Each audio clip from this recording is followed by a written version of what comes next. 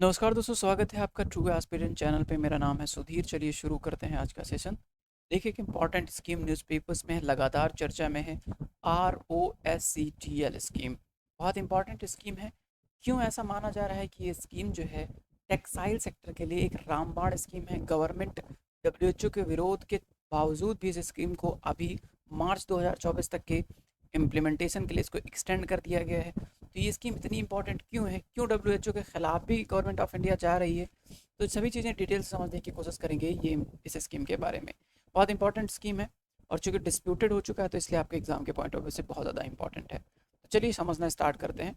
अगर आपको history and culture की क्लासेस देखनी है तो अनअकैडमी पर अभिषेक श्रीवास्तव सर की क्लासेस देख सकते हैं। कूपन कोड है TT100 करके। तो अभी देखिए मार्च 2024 तक के लिए इस स्कीम को एक्सटेंड कर दिया गया है। ROSCTL, ठीक है। ये टेक्सटाइल सेक्टर के लिए स्कीम है। गवर्नमेंट टेक्सटाइल सेक्टर को बूम करने के लिए इस स्कीम को लेके आई थी, लेकिन चूंकि इस स्कीम में इंसेंटिव दिया जाता है टेक्सटाइल सेक्टर को, इसके चलते जो ग्लोबली है इस स्कीम का विरोध किया जाता है कि गवर्नमेंट ऑफ इंडिया इसको, जो भी इसके तहत एक्सपोर्टर्स हैं उनको इसमें इंसेंटिव मिल जाता है, तो विदेशी जो कंपनियां हैं उनके प्रोडक्ट महंगे पड़ जाते हैं इसके सामने, ठीक है। तो इसके चलते जो है इस स्कीम का बहुत विरोध होता है। WHO ने भी कहा था, ठीक है, WTO ने भी कहा था। तो अभी इस चीज़ को हम लोग डिटेल से समझने की कोशिश करते हैं इस वीडियो में। नाउ सबसे पहले फुल फॉर्म देख लीजिए इस स्कीम का। तो इस स्कीम का पूरा नाम है rebate of state and central taxes and levies. तो जो सेंट्रल टैक्सेस एंड लेवीज है उस पर रिबेट देना इस स्कीम का मेन मेजर एम है। और किस सेंट्रल टैक्सेस एंड लेवीज पे, जो कपड़ों पे लगता है, ठीक है। तो एक एक्सपोर्ट इंसेंटिव स्कीम है। इसके तहत क्या होता है, जो लोग एक्सपोर्ट करना चाहते हैं उनको जो है इसमें बहुत अच्छा खासा छूट मिलता है। भारत में नहीं, भारत के बाहर जो है गुड्स को अगर एक्सपोर्ट करते हैं, सलेबल ड्यूटीज़, सलेबल गुड्स अगर बेचते हैं, तो जाहिर सी बात है उनको क्या मिलता है, एक क्रेडिट स्क्रिप्ट या क्रेडिट सर्टिफिकेट। जितना भी उनका वॉल्यूम होगा, जितना भी सामान उन्होंने एक्सपोर्ट किया होगा, उसके हिसाब से उनको क्रेडिट सर्टिफिकेट दिए जाते हैं, जो कि अमाउंट होता है, पैसा होता है, और फिर वो उनके डायरेक्ट अकाउंट में चला जाता है। इससे पहले जो था, इस स्कीम का नाम था ROSL, अभी है ROSCTL, ठीक है। सेंट्रल एंड स्टेट, इन दोनों को के टैक्स को कवर करता था। पहले क्या था, इसका नाम था रिबेट ऑफ स्टेट लेवीज। सिर्फ स्टेट लेवीज के जो जो अमाउंट था उस पर रिबेट प्रोवाइड करने का काम था इस स्कीम का। लेकिन बाद में इसको क्या कर दिया गया, central and state levies and taxes तक इसको एक्सटेंड कर दिया गया। तो एक मॉनेटरी इंसेंटिव स्कीम है कि आप जितना ज़्यादा एक्सपोर्ट करेंगे आपको उतना ज़्यादा बेनिफिट प्रोवाइड किया जाएगा। आपका जो कस्टम जमा करते हैं, कस्टम सीधे आपके अकाउंट में चला जाएगा। जितना आप कस्टम जमा करेंगे किसी भी प्रोडक्ट को, खासकर टेक्सटाइल प्रोडक्ट को आप एक्सपोर्ट करने के लिए, तो सीधे पहले तो आपको काटा जाएगा वो पैसे, उसके बाद डायरेक्टली एक्सपोर्टर के बैंक अकाउंट में उसको भेज दिया जाएगा। तो बहुत इम्पॉर्टेंट स्कीम था और ये एक ज़बरदस्त तरीके से इंडियन मार्केट को फॉरेन मार्केट में एक जगह बनाने का स्कीम था। लेकिन अब देखो होता क्या है कि जब भी कोई कंपनी या जब भी कोई देश अपने यहाँ के प्रोडक्ट को प्रोत्साहित करने के लिए फाइनेंशियल इंसेंटिव देता है, तो दूसरी देश, जिस देश में उसका प्रोडक्ट बिक रहा है, उस देश में भी अगर सेम प्रोडक्ट कोई और कंपनी बना रही उसी देश की, ठीक है, तो उसका प्रोडक्ट जो है वो महंगा पड़ जाता है। इसके चलते वो कंपनी जो सामने वाले देश में है, वो कंपनी हमेशा विरोध करती है कि ऐसा क्यों हो रहा है, इन्होंने इंसेंटिव दिया है, कंपनी का प्रोडक्ट सस्ता है, हमारा, हम आपके ही हैं, आप हमारे प्रोडक्ट को क्यों महंगा करवा रहे हैं सिर्फ टैक्सेस के कारण से। प्रोडक्शन कॉस्ट तो हमारा उनका दोनों का सेम है, लेकिन वो टैक्स बचा ले रहे हैं, आप हमारा भी टैक्स छोड़िए। तो इसके चलते बहुत विवाद हो जाता है। इसी के चलते बहुत सारी US की कंपनियां हमेशा इंडियन कंपनीज का विरोध करती हैं, क्योंकि इंडियन कंपनीज बहुत सारा सब्सिडी एंड टैक्सेस प्रोवाइड किया जाता है इंडियन कंपनीज को, ठीक है। अभी amber box, blue box, green box subsidy आपने पढ़ा होगा, अगर नहीं पढ़ा तो इस स्लाइड को देखिए। देखो 3 प्रकार की जो है सब्सिडीज प्रोवाइड की जाती हैं ग्लोबली, जिसको WTO ने एक्सेप्ट किया हुआ है, green box, amber box and blue box. Green box subsidy ऐसे सब्सिडीज होती हैं जो ट्रेड को प्रभावित नहीं करती हैं और या मिनिमल डिसरप्शन करती हैं क्रिएट जो है ट्रेड्स में। ऐसी अगर आपको ऐसा कोई सब्सिडी प्रोवाइड करना है तो उसमें क्या होगा कि आपके ऊपर किसी भी प्रकार का कोई रिस्ट्रिक्शन नहीं लगेगा, कोई देश आपका विरोध नहीं करेगा, ठीक है, ऐसे सब्सिडीज में। तो ऐसे सब्सिडीज में क्या होता है, ऐसे सक्सेस सब्सिडीज में क्या होता है, जैसे कि आपने रिसर्च के लिए पैसा दे दिया, कि जाइए इस प्रोडक्ट पर रिसर्च कीजिए, तो रिसर्च करने से वो अच्छा प्रोडक्ट निकल के आएगा, क्वालिटी इंप्रूव होगी, कमियां जो थी वो ठीक हो जाएंगी, तो इसको ग्रीन बॉक्स सब्सिडी में रखेंगे।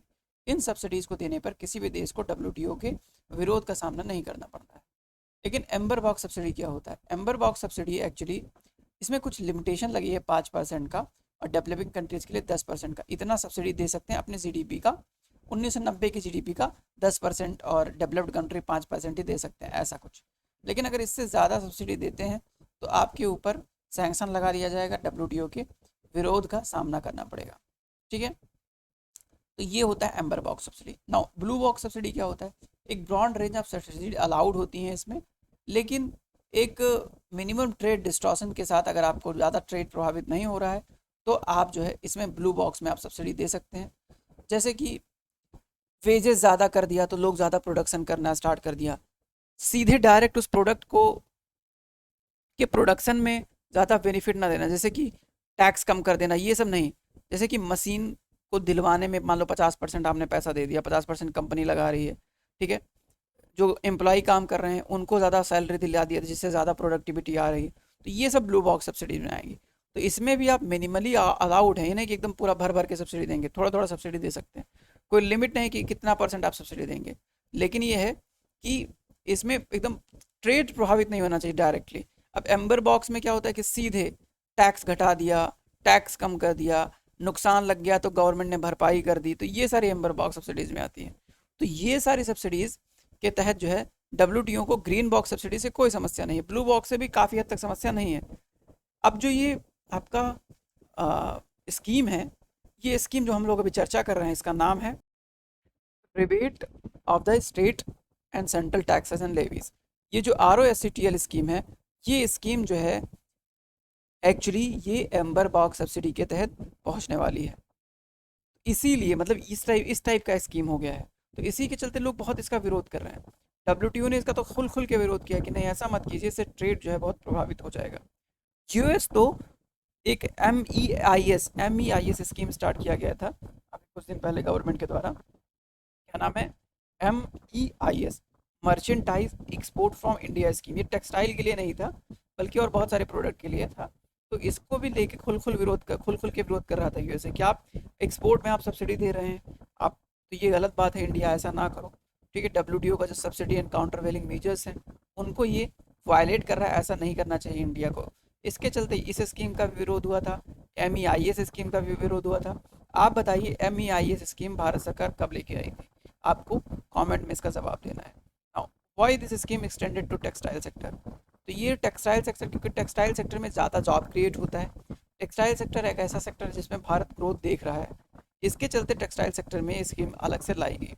बहुत कॉस्ट इफेक्टिव होता है, बहुत ज़्यादा जो है इससे जो है भारत सरकार का भी बहुत पैसा नहीं लगता है, प्रोडक्शन कॉस्ट भी बहुत कम होता है और अदर कॉस्ट इसमें बहुत कम होते हैं, जिसके चलते भारत सरकार ने टेक्सटाइल सेक्टर पे बहुत जोर दिया।